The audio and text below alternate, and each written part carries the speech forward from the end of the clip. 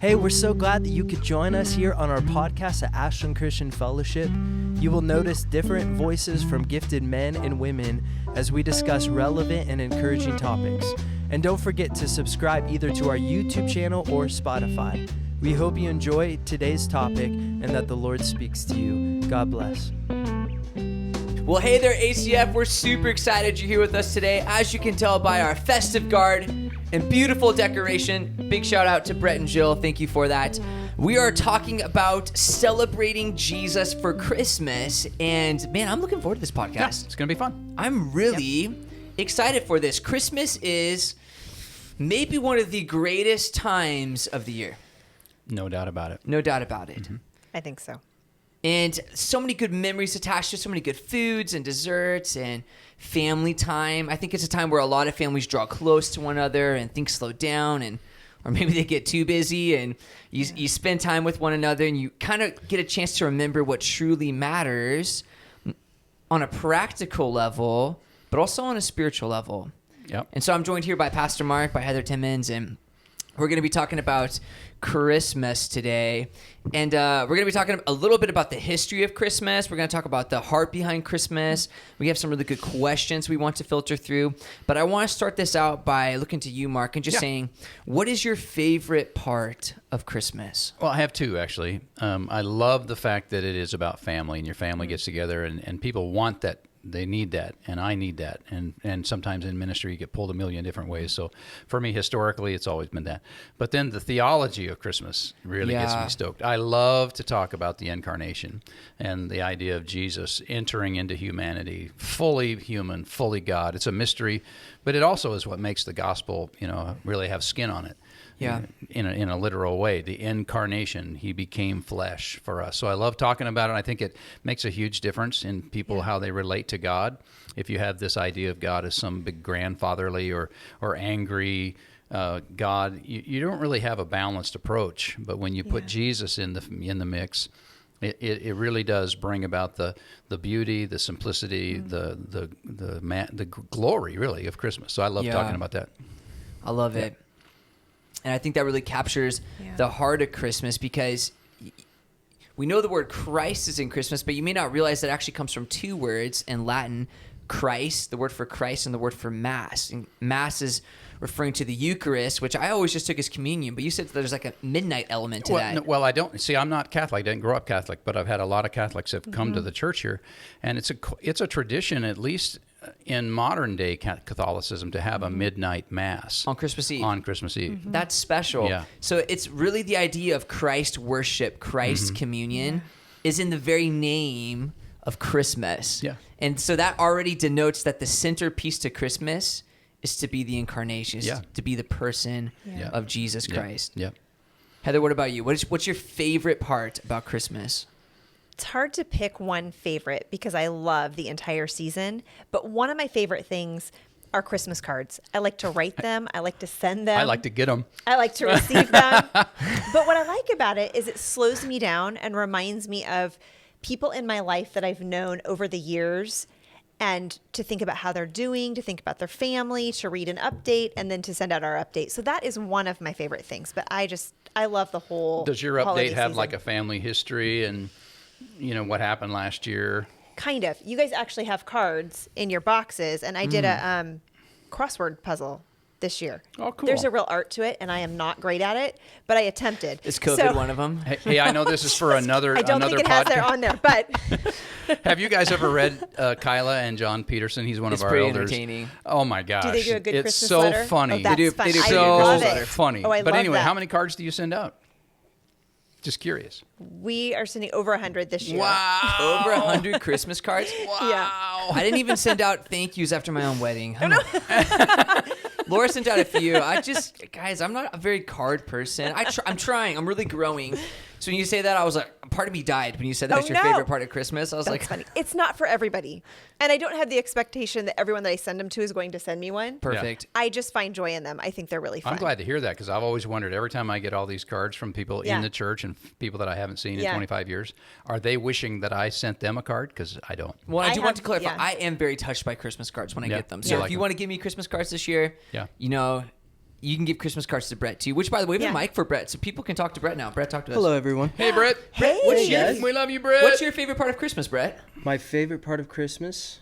I think I'm someone that loves to spend time with people. So that's probably my favorite part Yeah. is just being around people that I care about and that care about me. I hope they care about me. And, of course, eating food. Oh, yeah. A lot of people know that I love to eat food in the wintertime. So Well, that's great, Brett. Well, that's our minute with Brett for the day. I hope you enjoyed it. I'll be here all day. I like that. We're getting innovative with our podcast setup Yeah. and more interactive, and I'm really enjoying it. I hope you're enjoying it too, guys.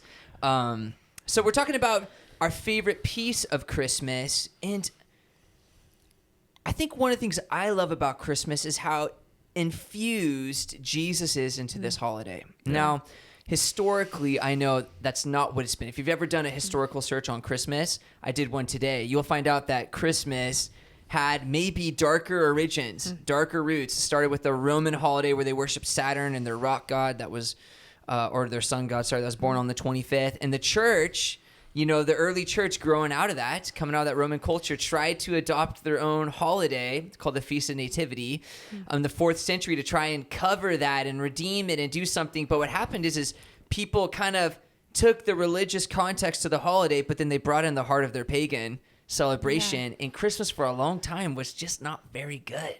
Yeah. Yeah. Wasn't very good. And it wasn't actually until, you know, the 1800s, for people who didn't know, 1870 actually, when Christmas became a federal holiday in the U.S. and people at that time in America and England were wrestling over the heart of Christmas again because Christmas had been canceled. We talk about cancel culture. The original cancel culture happened with Christmas by the Puritan people, and that break was actually good.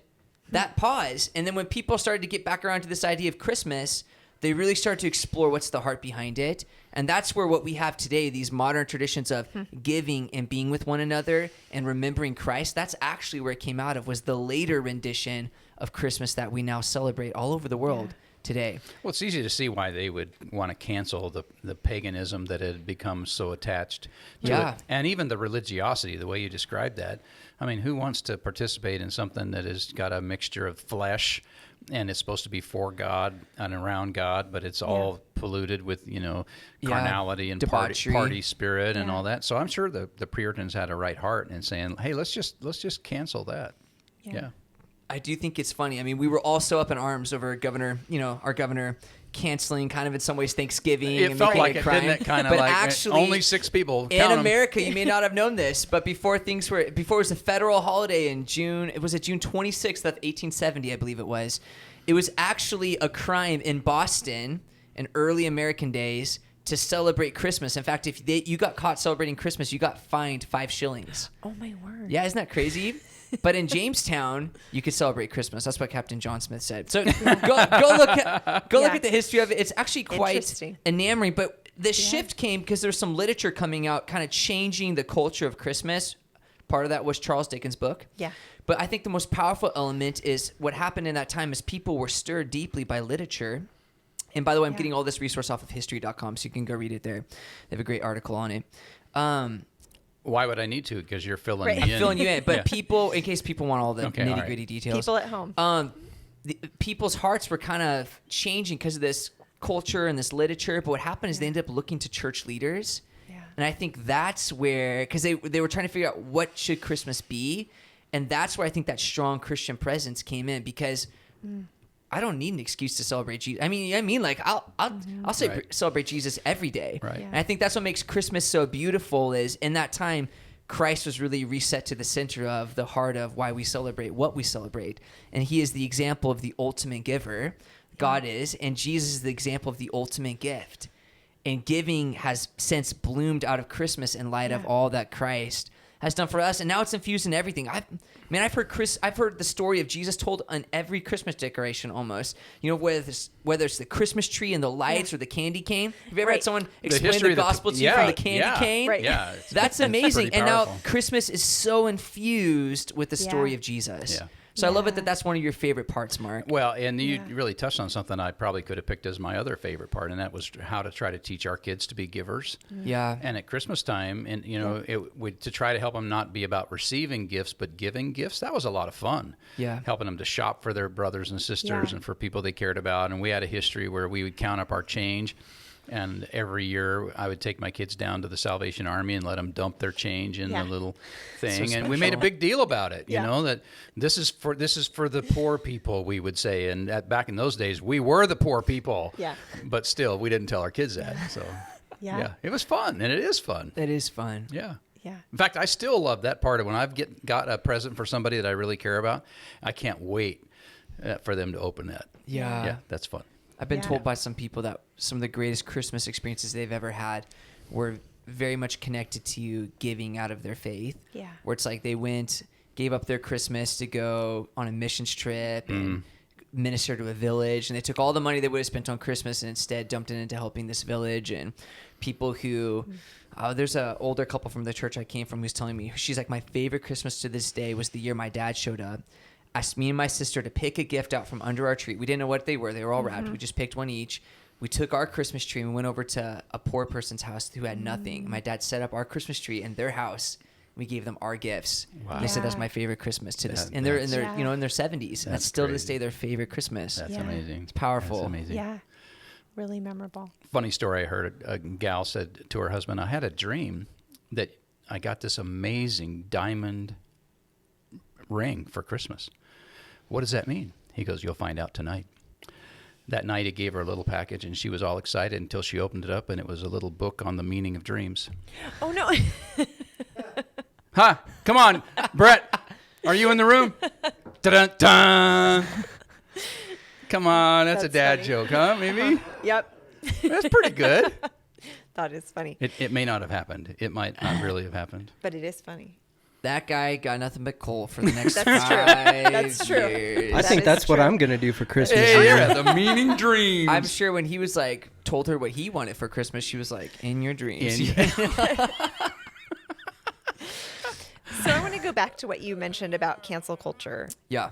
And I love that you brought that up because that has such negative connotations in my mind when I Yeah. hear that. But the way you brought that into Christmas, it reminded me that God's doing a work.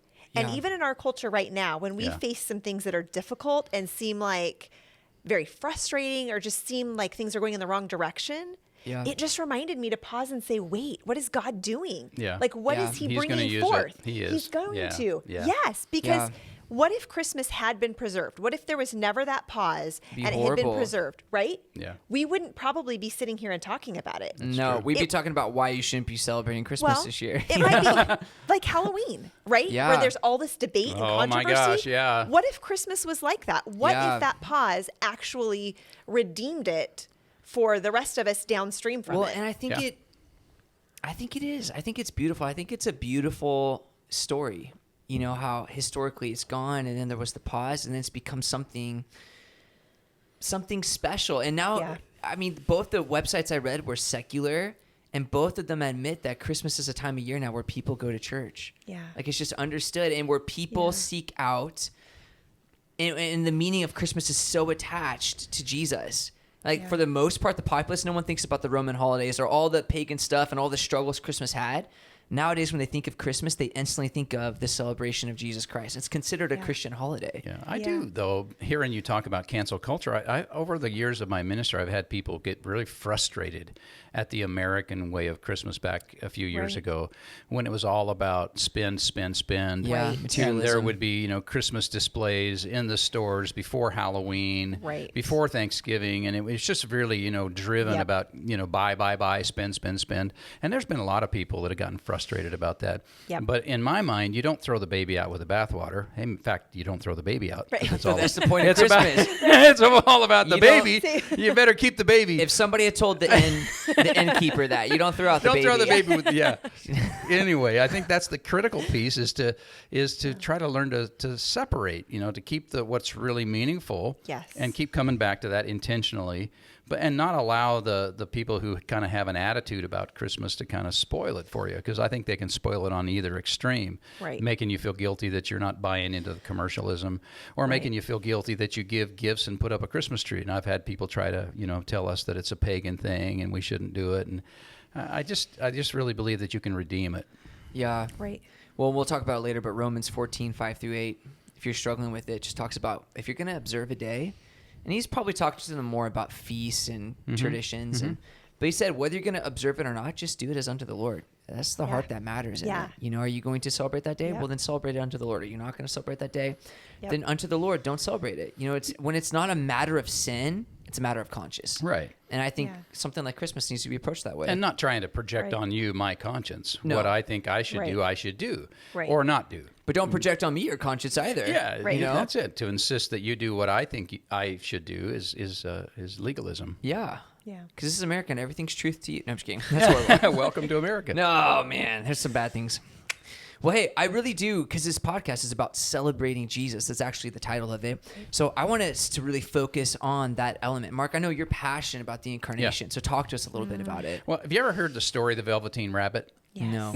You've never Oh, heard you've the story of the never heard Velveteen it? Rabbit? Maybe. Is this about the Homeschool? rabbit that falls apart and He it's like fin- being yeah. loved Comes on? to life because he's so loved. Yes, okay, I have heard this one. I Such love a that good story. in Yeah. the sense that another animal tells him that you became real because you're so loved. Well, I love the connection. Here all of a sudden this God who made everything, but who is mysterious and distant, at least in our theology. When you think God came near, God came in, God invaded humanity on a mission. To me, that gets exciting. That's when the gospel comes alive, because it's not just about a baby in a manger. It's about God taking on human flesh in order to die for us. So the cross and the manger are inseparable. You can't have one without the other. No, and I actually think Christmas in some ways need to be viewed in light of the whole story. Yeah. Yes. And that's what makes it so powerful. Yeah, his incarnation, Yep. his life, Yep. his death, his resurrection, his ascension, his return. Yep. Because it's the story of Jesus. Yeah. Yeah. And I think that sadly that there are people who might remember, because Christmas is about the birth of Jesus, and they'll acknowledge that, but they just have a disconnect between his mission, why he came. But as a person who preaches the gospel, that's the good news. Without the good news, we really don't have a message. And so we get a chance to tell people that he did it on purpose. He did it personally for us, and it just makes the gospel come alive. It really does become real. God becomes real in my mind. And even after all these years, and as old as I am and as jaded as I am and all of that, I still get that kind of a tingle in my heart when I think about why he did it. Yeah. Why would he come? Yeah. And he came on purpose. He came to take our sin into his own body. So it's a powerful, powerful truth. It's powerful, and it'll get you teared up, thinking about Jesus. And I mean, I'm mind blown to this day to think that theologically there's a man who sits on the throne today. And that's the reminder of Christmas too, is when he took he'll on always be a flesh, man. He'll always has Jesus. Because God is we talk about God the Father being without form. Yep. Theologically, and that may be new to you. You may be like, what? I mean, like, it's a good study, but Jesus has a human form now. Yep. And he sits on the throne. He always carries it with him. So when he came down to be among you and I, and he took on the flesh, it's not like he discarded that later and was like, oh, thank goodness that's done. He's kept that marred body, and he will keep it for an eternity. How beautiful. Powerful story. Absolutely beautiful. Heather, what do you love about the Christmas story, about the nativity, the incarnation? So much of it. It's just an incredible story. I like to think about Mary, and just like that brings tears to my eyes, because you have this young girl with a heart that is so faithful towards God, being met with this angel, which, I mean, it must have just been surreal. Yeah, like, Yeah. Mind blowing. And her response, let it be done to me. Yeah. Right? Yeah. Like, she just receives this thing that could bring so much shame and condemnation and could cost her everything. Yeah. And I like how this story touches the heart of a woman. You see Joseph, who lives out as a father to Jesus, the earthly father, and sacrifices his reputation. Yeah. I just think of the weight that must have been on his shoulders when they were traveling to Bethlehem. Oh, yeah. I mean, you think of Mary, and how uncomfortable she must have been traveling that many months pregnant. But you think of Joseph, who would have borne the burden of, I need to care for these two, and the faith that it took for them. And I think when I think of just the humanity of everyone involved, from Mary to Joseph to their family members to Jesus then coming as this vulnerable tiny baby. I mean, you just welcomed a baby into your family.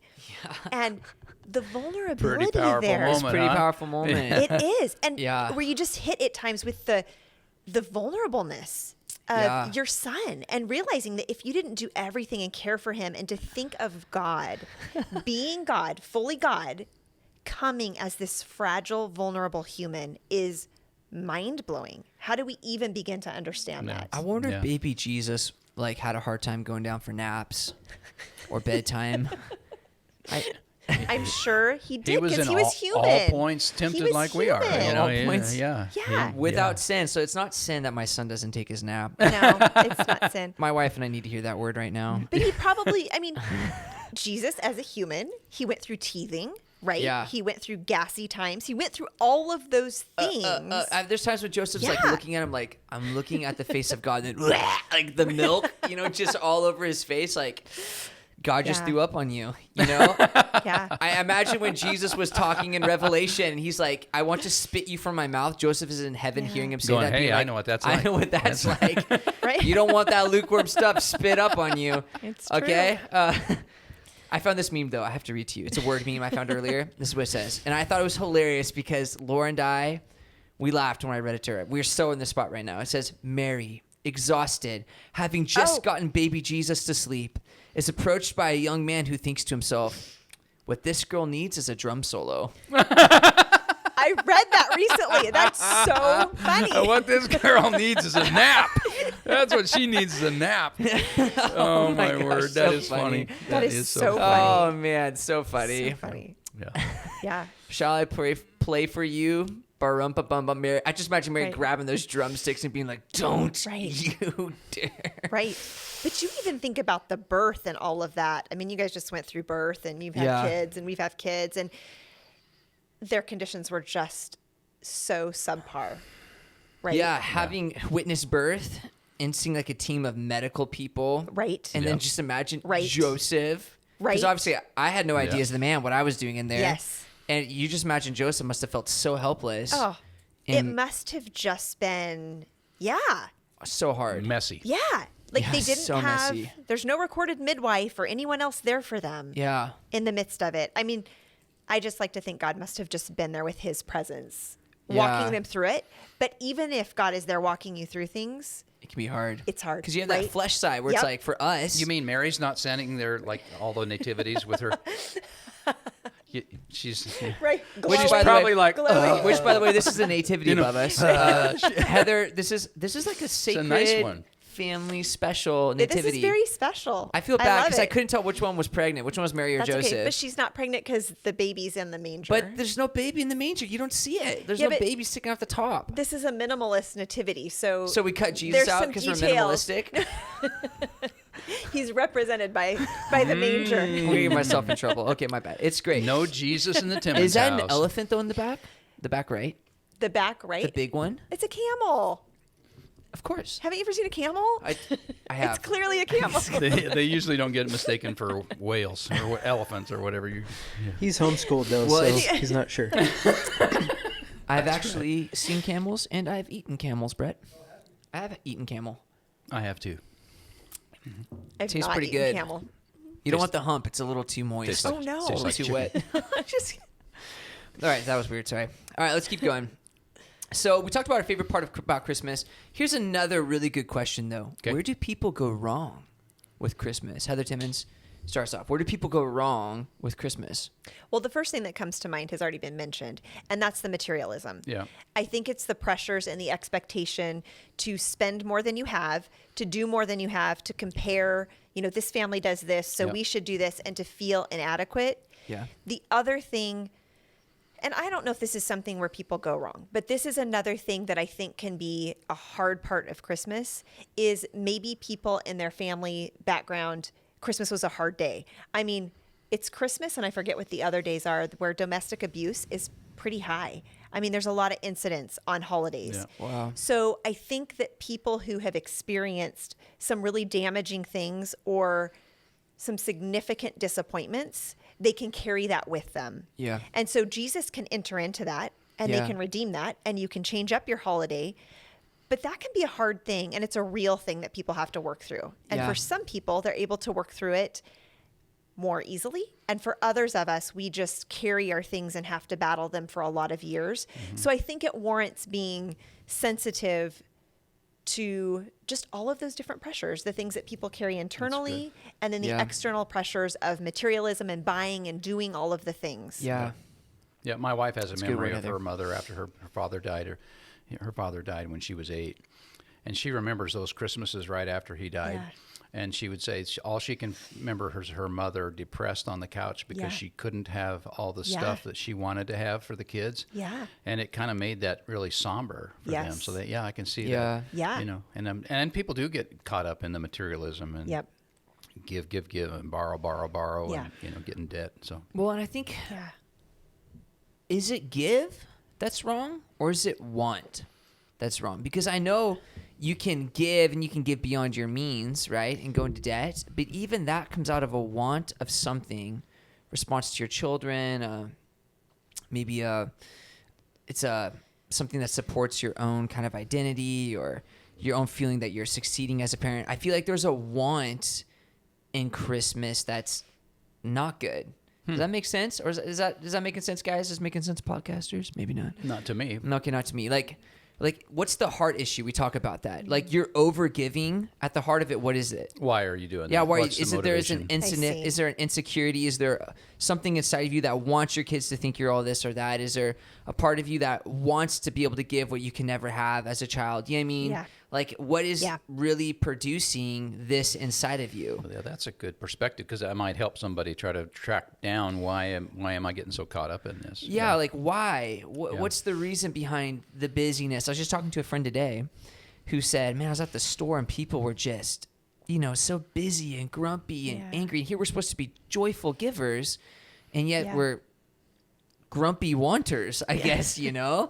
And like, where does that all come from, and what are the symptoms? But realistically, what's the heart issue? What's going on in here that's affecting me out here? You know what I Right. mean? Because I think you're right. I think people do carry baggage, and sometimes they don't even know it. Right. I don't know how Margie worked through that. It's amazing that Well, she could pinpoint it, but for some Right. people, they Yeah. can't pinpoint it. It, Right. it created seasons of like these elevated expectations where she wanted to compensate, Right. Yeah. to try to recover and recapture what she thought she missed. I think Yeah. there's some of Yeah. that.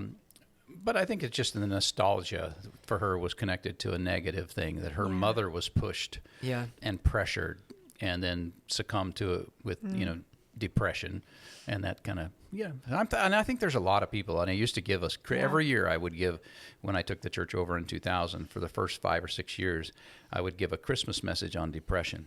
Because depression and suicides this time of year Yeah. skyrocket. Yep. Yeah. Because people's expectations, because of toxic family situations that they're forced into, Yeah. because they don't feel like they're experiencing the magic of Christmas that they think they're Yeah. supposed to experience. All kinds of Yeah. things happen internally that cause this emotional roller coaster for people.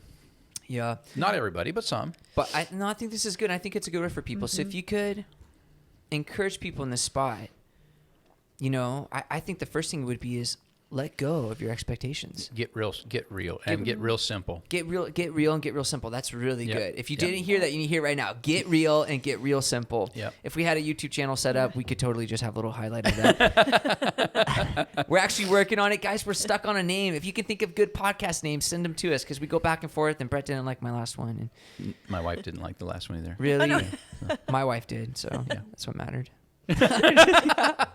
I'm teasing, guys, but let go of the expectations. Let go of the Disney magic facade that we think has to surround holidays. Yes. Yeah. And the reality is maybe your holiday situation is not a happy one.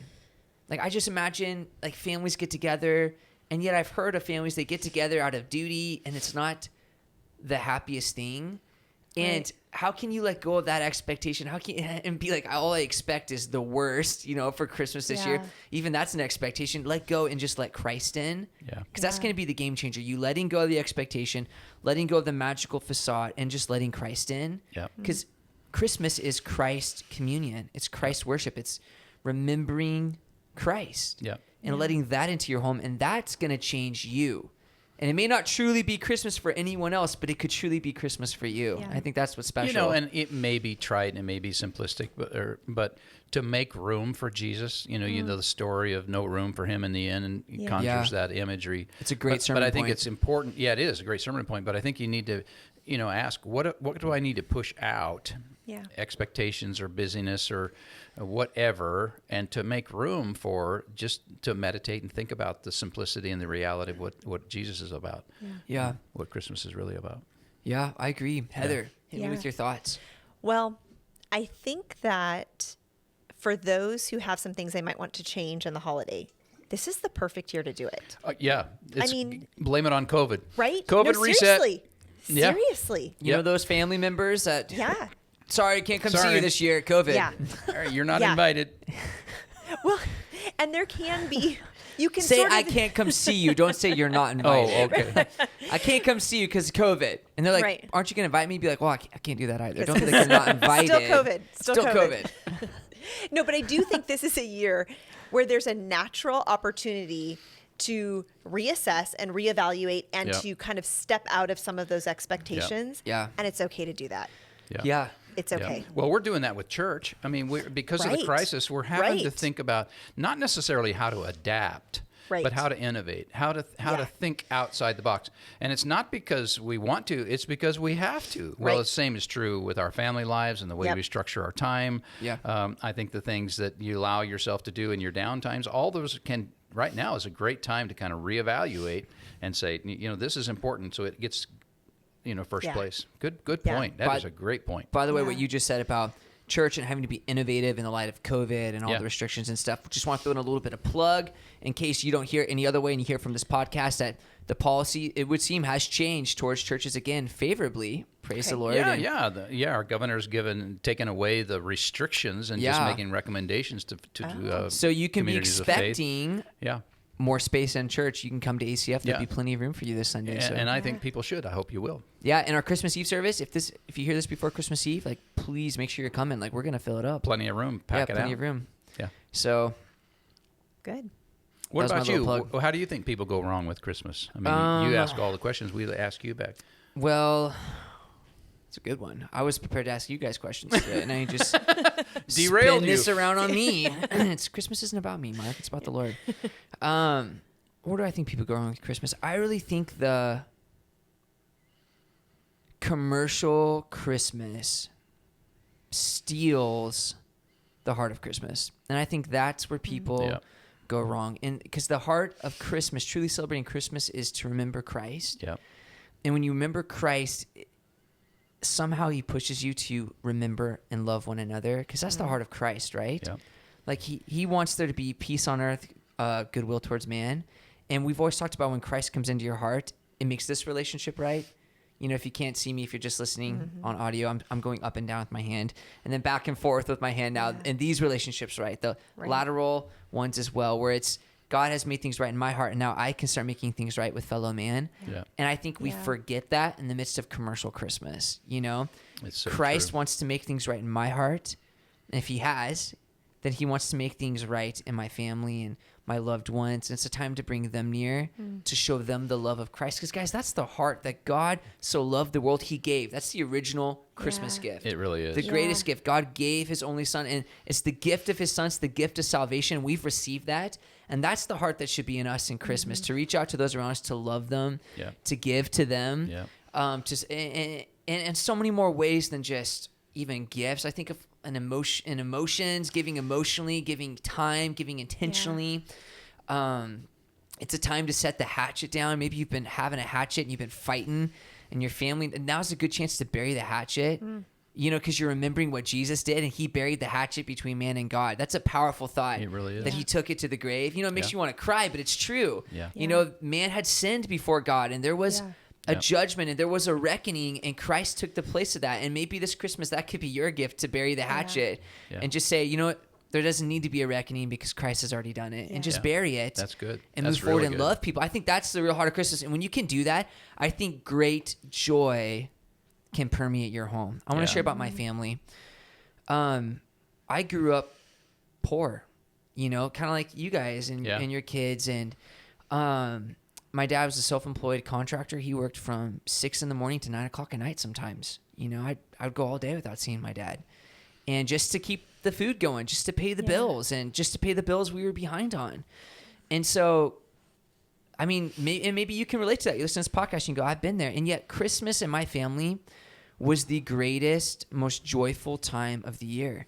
It really was. And my parents wanted to instill in us the right heart and the heart of giving, the heart of loving one another. So Christmas for us has always been a huge family time. All the kids are there, tons of kids. Throughout the year, you would be working and saving your money. I can remember being a kid and doing odd jobs and getting money for my birthdays from grandparents and saving it. I had a little crayon bank, little tall crayon bank, and I've I'd seen pack those, it with yeah. my dollars and my little coins. And then Christmas would come, and I would break open my crayon bank and count it, and I'd have like $27. And I'd take my $27 to Walmart and get everyone a gift with that money that I could. Yeah. And then I would bring home and wrap it, and all of my siblings did the same. Yeah. So every Christmas, there'd be over like 100 gifts under our Christmas tree because there's 9 people in my family. And it was the greatest time of the year, not because you were getting so much, because the gifts were simple too, but because we were giving so much, and it was so powerful. And we would all sit down, and it takes all day. And to this day, that's how Christmas is celebrated in my home. We're going home for Christmas this year. And my wife and I we didn't even buy gifts this year. We made gifts, you know, because it's about the giving. Fun. We call it crafting for Christmas. And one person gets up and he pulls out all of his gifts, and he goes around, he gives everyone their gift. And then one by one, they open that gift, take turns. And everybody watches. And everyone watches, I and love everyone it. says thank you I and gives love hugs. it. And then Yeah. the next person gives up and gives their gifts. Seriously, guys, we'll be going all day. Everybody's involved in It's it. a celebration. The whole We have to process, stop for breakfast. Then sometimes we have to stop because it's like a late breakfast, and then like a late lunch before we finish the whole gift procession. I want to come to your house. It is, you know, it's powerful. Yeah, I can and I got to that. give my parents props to that. Yeah. Coming from a poor background, but saying there's so much more than commercial Christmas. Yep. And really focusing on what matters. Yeah. And they read the Christmas story. My mom's done cakes for Jesus' birthday, and so many ways to celebrate Christmas intentionally and remember Jesus. And I'm going to be done talking now and put it back on you guys, which is my next question. How can we intentionally celebrate Jesus during our Christmas? You want to start? Sure. I want to say that I'm glad that you just shared that story about your family, because when you shared that, I can't remember if it was, I feel like he shared that just a while ago on something we were talking about, the Advent podcast. Advent podcast. Yes. Because I brought the Advent calendar my mom gave me. And I loved that. I mean, honestly, I feel like your parents did you guys all a real gift and just put within you guys this love for giving and not seeing obstacles or limitations to that, but just looking to give what you could give. And I feel like that is so beautiful. Yeah. So remind me of the question. So the question is, and by the way, I just want to stop and capitalize on what you said, because the heart of giving, just in case you're working on that in your own family, is more than just Christmas. Right. When you really get the Right. heart of giving and that God is a giver, Yes. it permeates your very life and it rules. Yep. Yeah. Not just the one whole day a year. The whole Yeah. year. Yeah. Yeah. You know, if you can Yeah. learn to truly give like God gives, that will affect your whole life. I Yeah. agree. Totally. Yeah. So anyways, the question Yeah. is, how can Okay. we intentionally celebrate Jesus during this Christmas? Okay. So the first thought that comes to my mind is to block out time for slowness. Yeah. Well, that's good. Did you say you were I'm going to write almost that down. I was actually I almost started typing on my Oh notes. my like, I'm gosh. actually just going to type it down. Block Yeah, out time. block But out- put it in your for planner or whatever you slowness, use. Plan times that aren't hurried and frantic. And didn't you say you were done with your Christmas shopping like the beginning Oh, yeah, of yeah, December? yeah. I got done a long time ago. See, but that frees you up. It really did this year. Right? Yeah. Because then you can love the people in your family. Yeah. You're not worried about the gifts and the pressure. And I think things like that are so wise. Yeah. Probably by the time this is put out, it's a little bit late for people to implement that one. But what does it look like to slow your life down? Because we've homeschooled and Good for you, by the way. we've tended to have. I do love That's it. a plug, It's been yeah. fun. But we would tend to slow down in December. We would oftentimes take a whole 4 weeks off. And when we first started doing that, our homeschool community would just stop for 4 weeks. I thought it was a little bit excessive. It's been the best thing for our family because December has become just a slower time. And I love it. It's not frantic up to the last minute, and part of that's planning. But I think that's one way we can do that, is to slow life down so that we have room to serve and love other people. And when other things come up, it's not, how can I squeeze this in? It's, okay, I have space for this here. I have space for this there. Or we can go drive around and look at Christmas lights, or we can just hang out as a family in front of the Christmas tree, because those types of things are so simple and really memorable and beautiful. Yeah, well, and that's I don't great. want to capitalize on that. What you're talking about is being intentional. Yes. Be intentional, Yes. because you can, the busyness of it all, if you're not intentional, this Christmas could just blow by you. Yep. And you haven't set aside time to really sit with the Lord, to worship, Yeah. to be with loved ones, to really do the things that matter, because you've been so caught up in the busyness of it. So Right. be intentional right now. When you hear this podcast, sit down and start thinking, have I blocked out time Right. for slowness? Yeah. So Even good, just to Heather. read the gospel story. I mean, yes, those little yes. simple things. As a family, Yes. maybe you've never done that. It could be powerful. Yep. Like you as the dad, or the mom, and just sit down, or the grandparent. Maybe your family's in a hard situation. You're the spiritual one, and they're going to come to your family as the grandparent. Open up your Bible and just read. Now you don't have to read for 2 hours. The whole. No, I only read, usually, in fact, I've almost got them memorized now. I read them Yeah. for so many years out of Luke chapter 2. Yeah. You just start reading the Christmas story. We wouldn't let anything Yeah. happen except for a cup of coffee and maybe some hot chocolate or cider Yep. for the kids until that was done. Yeah. And then sometimes we do the birthday cake thing. We'd sing happy birthday to Jesus. Other times we would talk about what we're thankful for, but we always started with the gospel story, Yeah. with the Christmas Yeah. story and some prayer and then kind of enjoyed Christmas. But I'd like to say, I think if you serve intentionally too, Yeah. and you do it not to make yourself feel better, but to really find a practical need, either of a neighbor or somebody that you know of that's maybe less fortunate or could use some help. It really is a way to teach your kids the beauty of sacrifice and Yep. of intentional serving. We try to do that with our kids, and I still try to do that to this day, to try to encourage myself and others to just say, who can you bless instead of receiving a blessing? And Yeah. Jesus said it's more blessed to give than it is Yeah. to receive. Yeah, and that was actually one of my thoughts for Yeah. our podcast. Yeah. Sharing with people, maybe the right question to ask is not what could I give, Oh, or that's- not what could I get, but what could I give? Yeah. Not what can I get? Not what can I What can get? I give? What Yep. can I give? I like that. And I'm just I gonna like throw that. another plug out there. I'm all full of plugs today. I'm You just ought to getting think- about like Christmas gifts. You ought to think about It's like going in the Santa ministry Claus or over something. here, just you like know? one for you, and then like the bat, like not one for you. But Christmas dinner, it's technically lunch this year, right? Yeah, well, we're doing a drive-through Christmas on Christmas Day. Yeah. Yeah, and it starts at 11. We'll serve till 2 o'clock, but people can come So if it's you like don't a have Christmas something else to lunch do this year. Yeah, and we at first we were saying maybe we weren't gonna make it easy for the homeless to hang around here, but we are gonna. We're gonna set some tables out and sanitize the chairs, Yeah.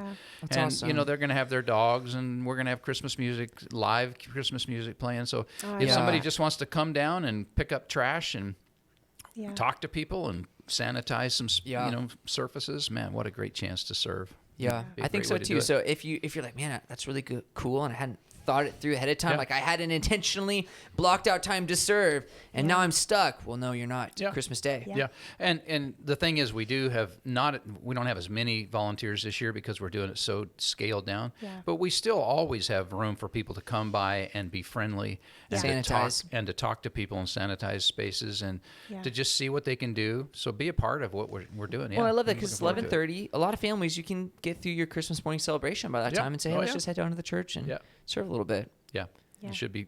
It's not ideal, but it is something, and it's a way to say to our community, we care about you, we love you. We've been doing this for over 35 years, and we feel like even in spite of COVID, we're going to keep it up. Yeah, So Yeah. thank you for letting me make that plug. absolutely. Yeah. You're good to go. Heather, no plugs for you though. No, You're on the naughty. No, I'm just I kidding. don't have any plugs. Let's not talk about Santa Claus on this podcast. I was just about to make a Santa Claus joke, and I was like, you know what? You're wearing a Santa We're Claus not- hat for crying Actually, out it's We loud. not. didn't This bring is it up. Tuba Christmas. Tuba Oh, Christmas okay. for all those people Oh. who know what I'm talking about in the Elsinore Theater in Salem. I actually used to participate in that. Playing the not French horn. Sorry, we were talking about French horns. Playing the euphonium. So that's where I got this hat. You have to play to get it. Wow. And for What's it- every year you play, you get a button to go on it. I just have all the buttons off. But there's some old I was gonna timers say, I that don't have see any like buttons. tons of buttons like on their outfits, and Wow. every year there's a unique button Our saying that pastor's you pretty talented, I take it. participate. I don't know about that. What's a euphonium? It is like a ginormous French horn. It's Okay. spiraled like a French horn, but instead of sitting on your lap underneath, it spirals and then it comes up. At least mine did, over the top. But it has pistons like a French horn does as well, where they're Got more it. like finger pads that you can press down on. So versus like the curled finger like on a trumpet. And what makes it so unique is it's the octave of a wood cello, but as a brass Right. instrument. So it's Wow. beautiful. Right. It's just Yeah. super sweet and mellow. And Yeah. I honestly think that cello might be one of the greatest sounding You know, instruments. it's too late for this year, but for next Christmas Eve, I think we need what'd you call it? Euphonium? What is the thing? Euphonium. Yeah. We need a Christmas song. Well, I'm going to get myself From- in trouble now, but I actually Yes. have a cello Yes. my wife gave me for Christmas like 5 years ago. And I was taking lessons when I first came here, and I've stopped. And Brett told me if I practice, he'd let me play with the worship team. Because that Oh, was my you goal. I was like, I'll play it on a should. Christmas Eve service one year. Yeah. But you didn't practice? I haven't practiced in like a year or so okay. now, so I need to pick it up and start practicing. Oh, that'd be Yes. fun. That'd be beautiful. It would is. be It's just, really It's hard to neat. learn, guys. Really, I can Yeah. only imagine. Yeah, it's a little tricky. Yeah. My instructor's like, do this with your fingers. I'm like, my fingers don't bend that way. He's like, well, I've been doing this since I was like 6. So- I'm like, bro, at the time I was like 27. I'm like, Little late. my fingers already, they little can't late. curl like that, man. So it's hard. Malachi, you can get him going. Yeah. Years. Or I'll Train just his break the rules. fingers. My instructor's not here now, so I'll just do it my way. You know? Yeah. You know, and I'm not trying to just manipulate the time, but I think coming to church is important Yeah. on Christmas. Give Jesus, that centerpiece and intentionally do that. And you mentioned that even non-believers, have kind of a tradition of maybe being willing to go to church. It's a great time for us as Christians to Yeah. invite our non-believing friends to say, hey, there's a Christmas service on Sunday. I'm going to go. You want to come with me? Or there's a Christmas Eve service at 6 Yeah. o'clock Yeah. outside, and Yeah. I'm going to go. Yeah. You want to come? Great chance for people to come experience Jesus. Well, I'm Yeah. not sure when Brett's planning on releasing this podcast, whether he's going to release it right now, which is a Friday. We're recording it. It's a Saturday, actually. It's going to Yeah. be, so it's probably not going to be before Sunday. So you'll have already heard the message by now if you Yeah. came to church this week. I'll release it today. Are you going to release it today, Brett? Sweet. Oh, nice. That'd be special. very timely. Very timely. And then we can tell people at service we released it. Yeah. But I'm talking through Isaiah 9, which is the prophetic Yeah. piece of Jesus coming. And it's got that classic Christmas passage we like to read. For unto us a child is born, unto us a son is given. But if you go back just a little bit, and I'm going to do that, and read the first few verses of that chapter, it's actually prophetic, speaking of Jesus when he walked through Galilee and he was the light that shone on those who dwelt in darkness. And that's another powerful element that I love about Christmas Yeah. is the light of Jesus shines on people in dark places. Yes. And if you're feeling the light of Jesus shining on you again, maybe you're listening to this podcast somehow, or you're at church, whatever, a family person recommended to you, I would just ask you, are you going to respond to that light? Wow. Because that light isn't always going to shine on you. That's a great point. But if he's shining on you right now, you need to respond to that. Like, Yeah. because we know from 1 John or John 1 that it doesn't matter if the light has shone on you. I mean, it does matter. But unless you respond to that light shining on you, it does you no good. Yeah. So even if you've just been coming to church every Christmas your whole life, but Yeah. Jesus has never meant something to you Yeah. in your heart, it does you no good. Yeah. Unless you believe. But when you believe, the promises of that light will transform you. and it Right. does. Transform you Yeah. radically. Yeah. Yeah. Right. Yeah. I can't wait to hear your message tomorrow. I was afraid you were going to steal part of my message because I'm teaching out on Isaiah 9 as well on Christmas Eve. Going to talk about Jesus being the Prince of Peace. Well- so you can refer to it, but you Well, can't here's camp on another that plug. one. We're going to do another plug. Oh, okay. So we intentionally set up so Sunday morning's message feeds in to the Christmas Eve message. So you don't want to miss either because they're going to be connected. I'm going to go through Jesus being wonderful, counselor, mighty God, everlasting Father. And I'll talk about Jesus being peace, but we won't delve too much into that because Christmas Eve, we're going to talk about receiving the Prince of Peace. Yeah. But then Yeah. throughout the week, so you got Sunday, Monday, Tuesday, Wednesday, Thursday, Jill Yoder, who's been writing our Yes. devotions, you've been And seeing those boy, on they're Facebook. powerful. I So love good. them. So Get good. on They them. are Yeah. so She's going to good. release one that coincides with all the names of Jesus and that passage Nice. leading up to Christmas Eve, Jesus being the Prince of Peace. And we'll What a- celebrate Good. that What a together. great tool to meditate. So That'll be Sunday great. night, we'll meditate on Jesus being wonderful. Tuesday, we'll meditate on Jesus being counselor. Yeah. And we're going to go through the whole thing that way. And it's going to be good. Oh, that's fun. Yeah. That's Yeah. fun. That's fun. I'm looking forward to an old-fashioned candlelight Christmas Eve With bagpipes. We brought the bagpipes outside. back. It's going to be fun. Yeah. Are there really bagpipes? There are Yeah. bagpipes this There really year. are. We used to do it gonna be every year. Fantastic. So we brought bagpipes back. That's another good thing to invite someone to. I know we just were talking about that, but music really speaks to people and does. draws people. And a lot of the Christmas hymns are so gospel centered. They really are. I mean, they're powerful. Yeah. And bagpipes. How Bagpipes. exciting. It's going to be great. It's going to be great. Well, hey, I think it'd be fun to kind of wrap the podcast. Just talk about some fun stuff. Kind of let people in on our lives. I had a lady tell me recently that one of the beauties of what we do here in this setting is that it helps people feel connected to us, and it builds that family bond. Oh, cool. Just hearing your staff and people talk about their lives. So what are some fun things you do for Christmas? Or do you have a great Christmas story? Like, when Christmas went wrong, or, like something great. I don't, but I have an elders meeting in mind when one of our, we did one of those white elephant Christmas things where you give a pass around. And this one elder brought this stuff that you spray on the toilet to make your poop not stink. I'm telling you, it was so funny. We laughed till our sides hurt. And everybody's trying to steal that gift. It went all the way around. I mean, it was the most ridiculous, childish night that I can recall in a long time. But it was so much fun. That's awesome. Yeah, there you go. That just came to mind. It was like, wow. White elephant gold right there. White elephant gold. You've been a parent, Heather. That's awesome. Yeah. Hey, during the holidays, sometimes you have to deal with other people's, poop. It's true. We can't The say, word came right out, we right can't on the say- podcast. We can't say crap because people get mad when we say that. Oh, I just said it. Brett just shrugged at me you like, just what said have you it." done? My bad. Edit that out. No. Heather, do you have any fun Christmas traditions, stories? Well, one of my favorite Christmas traditions for our family, we do read the Christmas story first thing in the morning, but we started making a meal from a different country. So we did a Hawaiian Christmas meal one year, a Lebanese Christmas meal. When we've had international students with us, we rope them in and have them do our Christmas meal. That's awesome. Yeah, our Japanese student did a big curry dish, and then we had a student from Belgium, and she did a meal for us. So this year we're doing British fare. So we're not big turkey people, and since it's so close to Thanksgiving when you typically eat turkey, so this year we're going to do rabbit, and Are you going to do like the little cakes with the meat in it, like where it's like a pie? we're not doing those. Oh, okay. I know we're not doing those. And we are doing an English. Is that right, Marie? Is it English breakfast tea?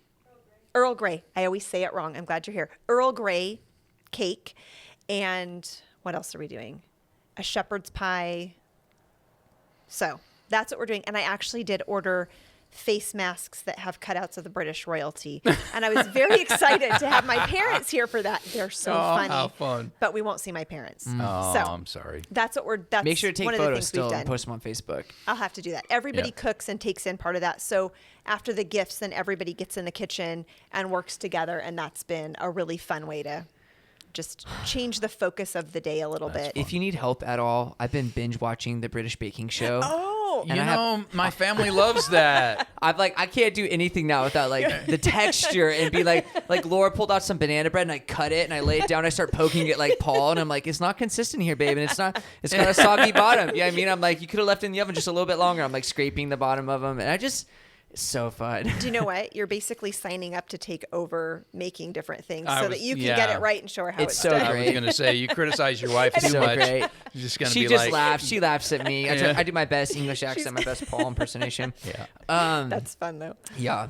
So I got a really great story I'd like to share. Okay. And I'll never forget it. So the cool thing was in my family, as people started to get older and could work jobs, the gifts started to like go up, like from siblings and stuff. Like I won't forget when my older brother started like making money and Yeah. making deals, and his Christmas gifts were like, nice ones oh, now. he bought us like big Lego kits, like my parents did. You know, my parents would get us these. They were the ones who always got like the big gift. You know, the big. Yeah. And Lego was life back then. Right. Lego, and then eventually Lego and Nerf guns when Nerf guns got cool again.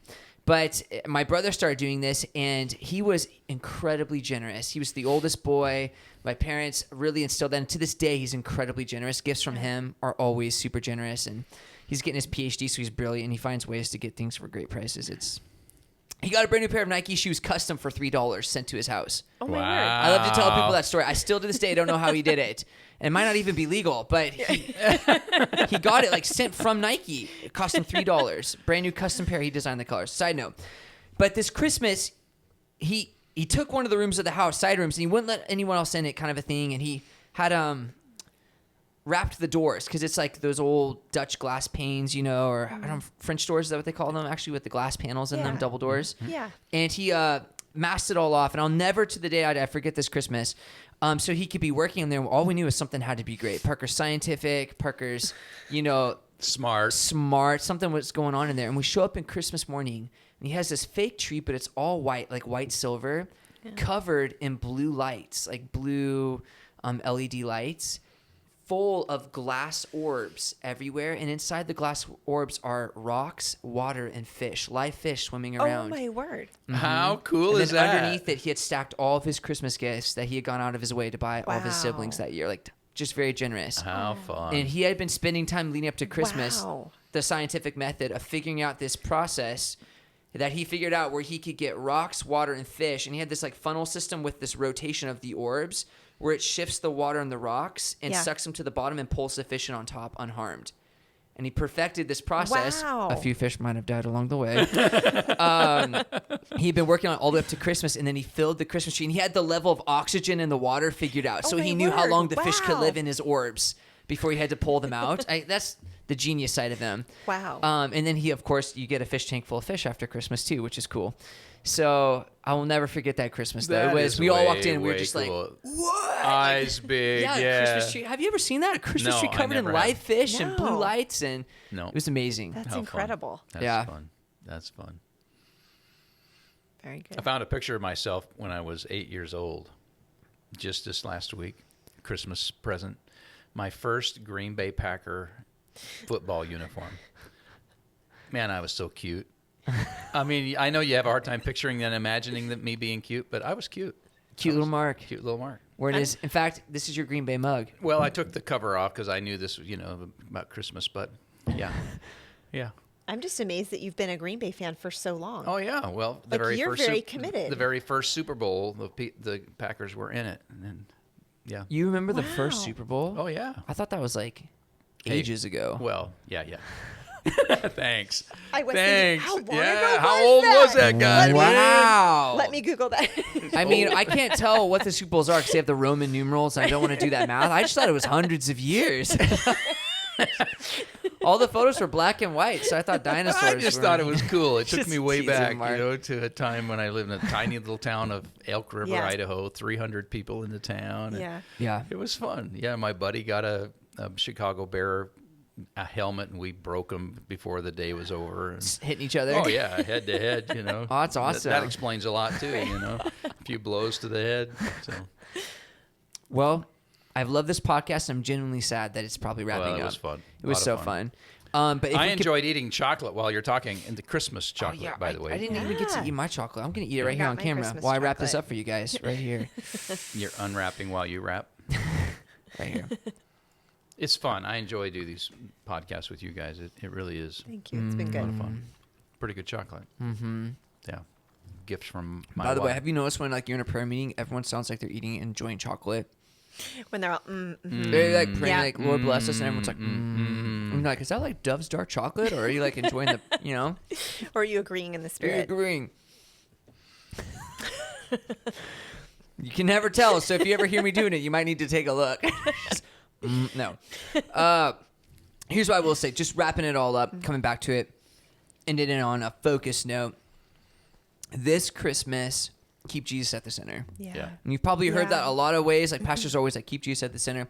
I loved what you guys said, though. It gave us a few steps that you could do. Block out times for slowness. Yeah, I like that. What a good word. You could sit down right now with your spouse, or maybe, you're don't have anyone else depending on you, don't have kids or anything like that. Just block it out in your own schedule. But however that looks like, try to be intentional to set out times for slowness where you're just going to sit down, be still, celebrate the Lord, and celebrate loved ones. Yeah. I think that's really good. However that looks like for you. And I love what you said. Like, you could go look at Christmas lights. You could go, by the way, Yeah.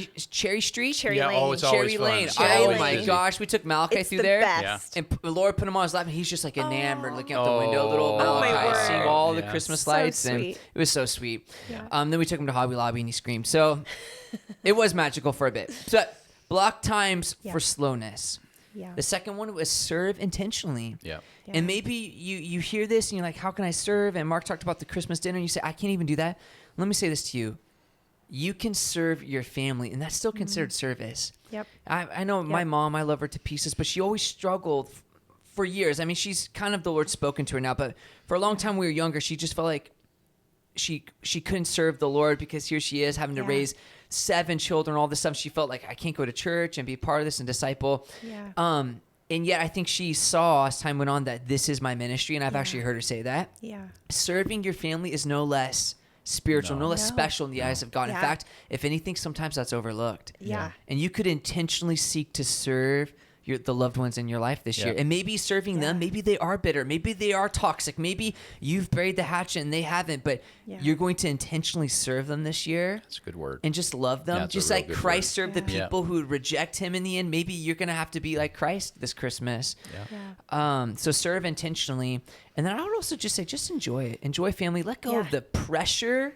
Let go of the expectations and just focus on the good things God has given you. Yeah. You know, it'd be easy to focus on the bad, but focus on the good things Yeah. God's done for you. Well, and I'd like to just close with a thought. You were talking about how you're going to talk about the light coming in the darkness. It's been a dark year in a lot of It ways. has. Yep. Our valley's been hit with the fire. We've got the COVID restrictions. There's just all kinds of stuff that have been happening. But if you can just find that bright spot, Jesus came into the world, the light of the world. And when you focus on light, it draws your focus in tighter. And so I think does. it'd be good for us to do that. Yeah. Yeah. I Good love word. that. That's a great Yeah. word, Mark. Heather, do you have a finishing thought? As we keep Jesus at the center, Yeah. he touches and heals our wounded places. Oh, that's such so a good there's word. a place for any wounded place, Yeah. but there's also a place for celebration and growth, right? Yeah. So we can let him touch those parts of our hearts that hurt, and we can move forward in joy and his light. Yeah. That we Yeah. need in the midst Yeah. of our darkness. And so I think keeping Jesus at the center speaks to everybody, whether someone chooses not to celebrate Christmas, whether someone has extra baggage, or whether Yeah. someone just delights in the day. Keeping Jesus at the center is for everybody. Yeah. It Yeah. meets Good word. everybody's need That's right a where good they're word. at. Yeah. That is good. I love it. That's a Yeah. great word, Me Heather. too. And if you're not celebrating Christmas, still put Jesus at the center Right. this month. And That's right. yeah, it'll be good. God bless you guys. That's all we got time for. But man, I love these podcasts. Yeah. they're So Been good. And I think our next one actually is on New Year's resolutions, right? I might be letting We the talked cow in the about bag that. a little too no, soon. that's good. We did talk about Get that. people excited. We're looking Yeah. forward to it. I think so. I'm Yes. looking forward to it. So we'll catch you again on the podcast. God bless you guys. God bless. Bye-bye. We hope this topic inspired you in your adventure with the Lord. Stay tuned each week for a new podcast.